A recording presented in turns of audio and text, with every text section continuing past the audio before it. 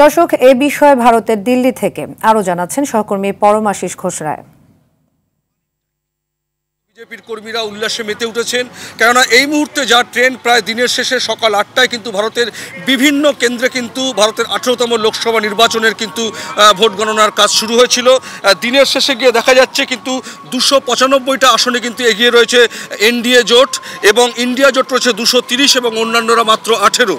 আর অন্যদিকে কিন্তু পশ্চিমবঙ্গের যেটা চিত্র, ২৯টা আসনে কিন্তু তৃণমূল কংগ্রেস এগিয়ে, বিজেপি ১২টিতে এবং কংগ্রেস মাত্র ১টিতে।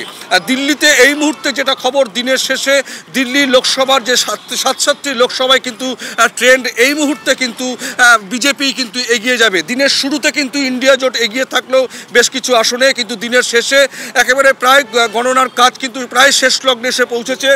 মহিলা সমর্থকরা আমরা এখানে দেখতে পাচ্ছি অসংখ্য।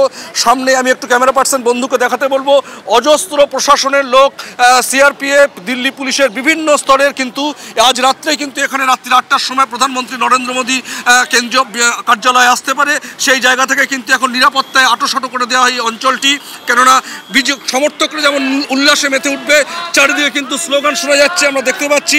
এই মুহূর্তে কিন্তু সর্বশেষ যে খবর, যে এই মুহূর্তে যেটা সর্বশেষ খবর হচ্ছে বিজেপি কিন্তু তৃতীয়বারের জন্য ক্ষমতায় আসতে চলেছে, কিন্তু ইন্ডিয়া জোট কিন্তু অনেকাংশে কিন্তু ভালো ফল করেছে ২০১৯-এ।